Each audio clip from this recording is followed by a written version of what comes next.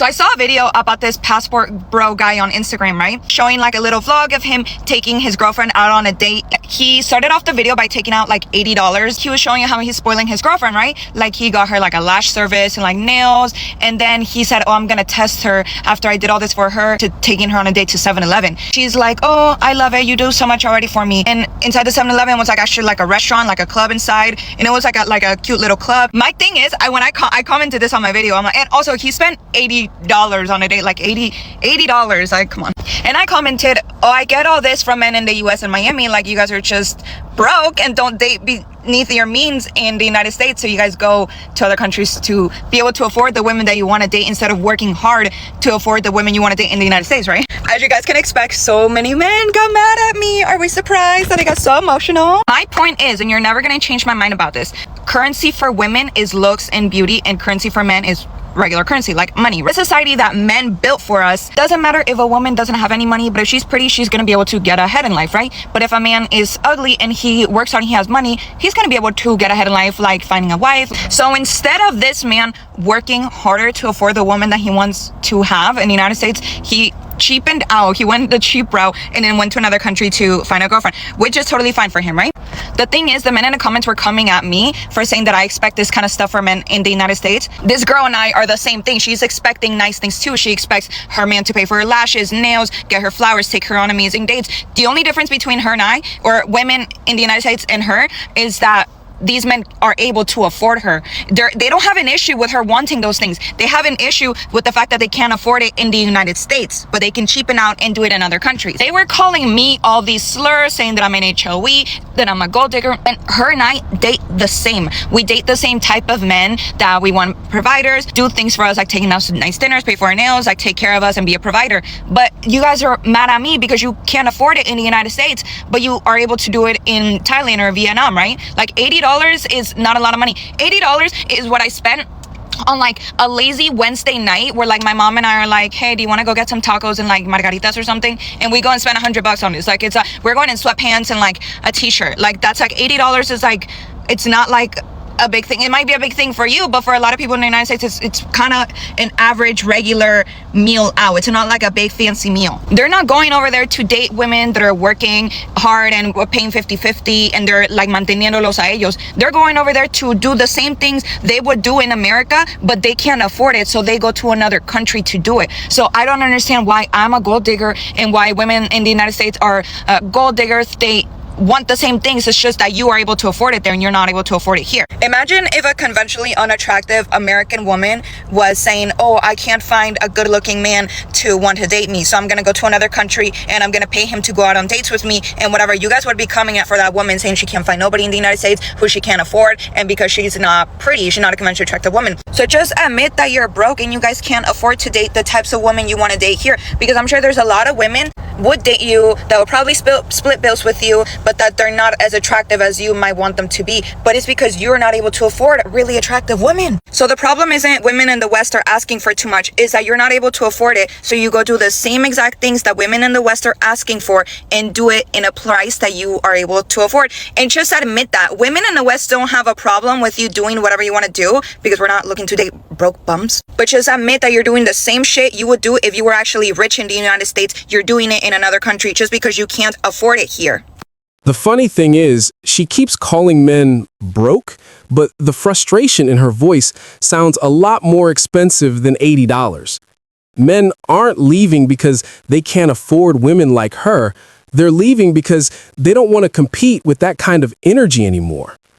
God, I love it when a passport bro tells me that I'm jealous that American men are leaving the United States and not looking at American women, because the ones that are leaving the United States to go find themselves a bride overseas are exactly the ones that we never wanted.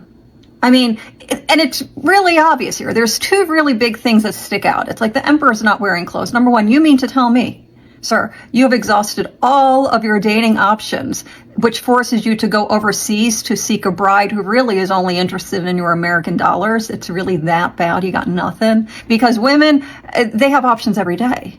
That is the case for all women. All women have options because women are always going to be desired by men. That's just the way the cookie crumbles. Number two, and this one is even more obvious. You mean to tell me that you can either put your life substantially on hold to go seek your overseas bride, or completely abandon and pack up the life that you have here and start it somewhere else? That tells me a lot about your job, okay? It means that whatever it is that you're doing is not that important and thus not that high paying, okay? Because if you can just quit your job, well, you don't have income coming in. If you can just up and go, that means, you probably don't have a really great work history or work ethic anyway. You are obviously not a business owner, because small business owners cannot abandon their business, sometimes not even for a week. Someone who's really dedicated and ambitious, they're not going on long vacations, or they're working during they don't have time to go seeking kitty cat in another country. If it is some sort of really important position, they're not taking the time away from their number one love. A man's number one love is his money, and he makes his money from his job. He's not taking the time away from his number one love unless that thing is really not yielding much and is that unimportant. Sometimes the loudest people are the ones proving the point they think they're arguing against. The irony is crazy. She's calling these men unwanted, but somehow she's the one doing all the emotional heavy lifting in this conversation. Men left. They packed up and dipped. They're living their lives. She's the one still here explaining why she doesn't care, which usually means she does. I am honestly so proud of the women today. And the reason that I say that is because it is getting so increasingly difficult for men to abuse women, manipulate them, and for them to find women that are going to accept the bare minimums so that they are able to control them and basically ruin their life and steal their youth, that they are literally buying passports. And they think that it's an insult to us that they have to run to third world countries to find women who are poverty stricken. Women who ain't never seen $3 all lined up together in their life. Women who got to share one spoonful of rice with a family of 6. Women who don't have rights, who can't work, who probably only bathe once every 2 months.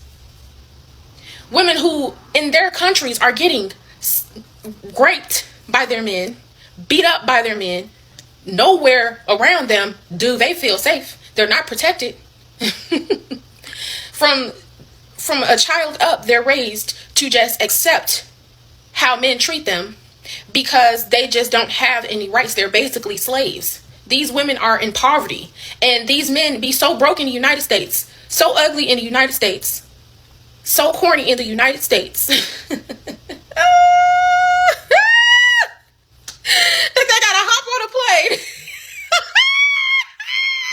And for you to feel like a man, and for you to find somebody if it's that important for you to get your ego stroked because you're that corny, and you think that's an insult, you gotta go find a woman that grew up in poverty her whole life for you to feel like you appreciate it. Of course, she feel like you saved her. That's why men, that's bull crap when they feel like, we want an independent woman. No, they don't. Men want pure control, and the only time they want an independent woman is so they can break her completely down. Let's be for real. So yes, please get your passport, fellas. Take your old broke ass on. Take your crazy tail on, unhealed, corny ass on somewhere out of the United States of America and go find the woman of your dreams. We do not care. We do not care. Y'all ain't no better than the slave owners when they used to get on the ship and bring back the slaves. If that's what you're looking for, I hope you find it. More power to you, brother. And I'm really starting to think that men don't really care if you a whore either. Because they know damn well they can hop on them planes or whatever they be doing and go to the Philippines and go to these horrible ass countries in the slums and meet a woman and she'll instantly them. Throw themselves, please save me. That's what they want. Like, is that some type of fetish or weird fantasy or something? Like, but it's cool when they do it. It's a problem when we do it. What? Watch out. My wife fixes my plate. She cleans up the house and she lets me do whatever I want. She doesn't say something. She's such a good woman. These Western women, your wife was a prostitute her whole entire life. She been selling this since 10 years old to really old creepy ass men, just like you. Your wife been ran through. Sorry. And y'all might want to go get tested. Yeah. You might want to go get tested. A lot of y'all probably already are slowly withering away, but you got something to say. The way she's describing entire countries, entire cultures, entire women, you can tell she's never left her own city limits. You can always tell when somebody's trying a little too hard to pretend they don't care. If you didn't care, you wouldn't need a 6-minute sermon to convince yourself. Sometimes the loudest people are the ones most afraid of being left behind. What is a passport bro? A passport bro is a man who is done with entitled, ungrateful, high-mileage women in the West demanding provider status while offering nothing but an attitude and an OnlyFans link. Done with 50% divorce rates, false accusations, alimony, traps, and child support jails. Done with feminism lies. You're toxic if you want a feminine, loyal, fit, debt-free, low body count.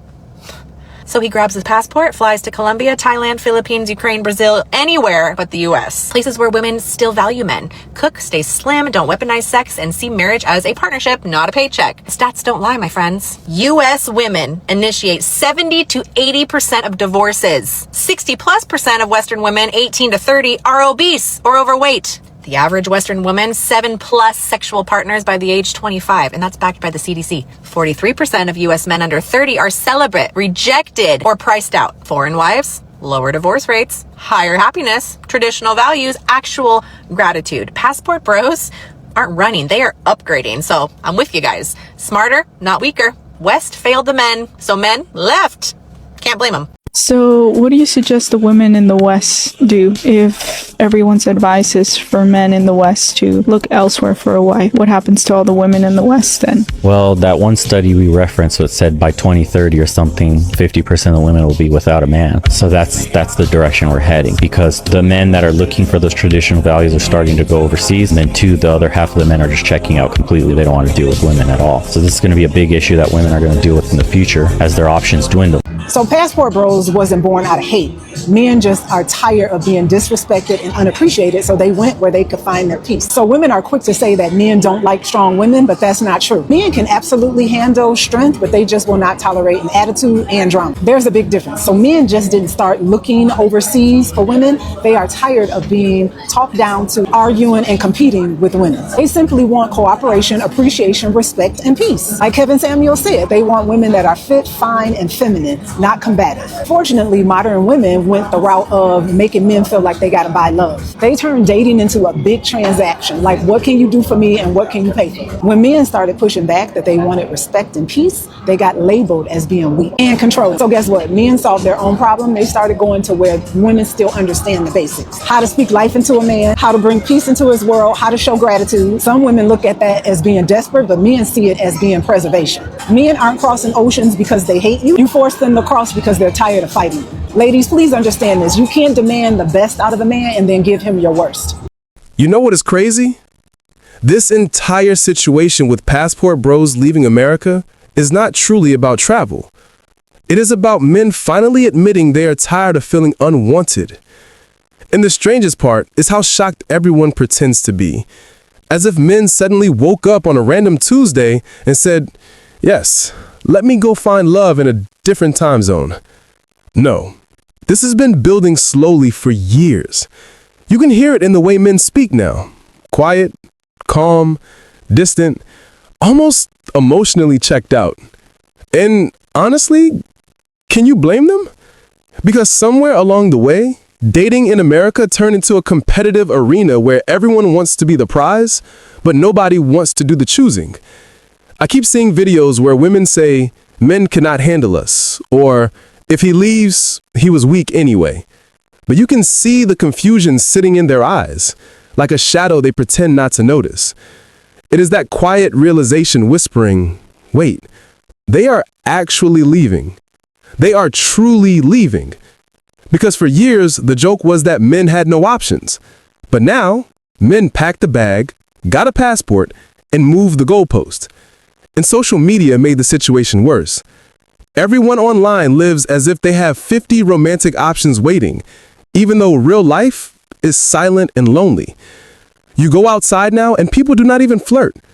They stare at their phones hoping love will appear as a notification.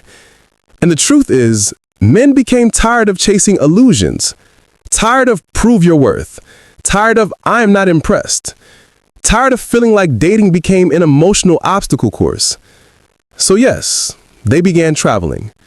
Not because foreign women are easier, as the internet claims, but because women and other cultures still enjoy men, still appreciate men, still speak to them with warmth. You would be shocked how far a little softness goes for a man who feels treated like an inconvenience. Sometimes all it takes is someone looking at him with kindness instead of suspicion. And I understand why many American women feel upset. Because deep down, it's not about men leaving, it's about what it means when they don't return. It means something in this culture has cracked. Something small, subtle, but very real. Maybe it's the loneliness. Maybe it's the resentment. Maybe it's that everyone is waiting for someone else to apologize first. But the shock comes from this belief that American men would always stay, no matter how unhappy they felt. As if men would simply continue playing a game even when the rules stopped making sense. However, men are not wired like that. Men do not announce the moment they are done. They quietly detach, make a decision, and disappear emotionally long before they physically leave. And that disappearance is what people feel now. Women online laugh at passport bros 1 minute, then ask, "Where are the real men?" in the next breath. It's a strange mixture of pride and panic, like they're trying to hold on to a role that doesn't fit them anymore. Because nobody wants to admit they miss being admired. Nobody wants to admit they miss romantic effort. Nobody wants to admit they miss being approached with genuine intention. Now the men pursuing them speak different languages and live on different continents. That's where the sting comes from. Not jealousy, but the realization that the world is bigger than the American dating pool, and men finally discovered that truth. It's like watching a man walk through the airport gate and thinking, he actually boarded that plane? Because for a long time, the narrative was that men didn't have options. But options appear the moment you stop begging for validation. Options appear when you step into a culture that still values connection over status. People claim the passport bros movement is toxic. They say men are running from accountability. But perhaps men are running towards peace, not away from responsibility. There is a difference, a very big difference. Men do not want submissive women. Men want women who still see relationships as partnerships, not performance pieces for social media. And the anger you see online is not truly about men dating foreign women. It's about men finding happiness somewhere else. Because happiness looks like betrayal when you didn't expect someone to find it without you, especially someone you thought would always try to win your approval. American men became tired of trying, not in a lazy way, in a peaceful way, in a "I don't want to fight with you to love you" way. And many women can't process that shift because they grew accustomed to being the ones who reject. So when men reject the entire system, it feels like a plot twist. But here's the quiet truth. Men didn't change. The world changed. Men simply realized they are allowed to explore more than disappointment. And women? Women are realizing men have a passport and personal preference now. It's the preference part that hurts the most. Not because it's wrong, but because it's unfamiliar.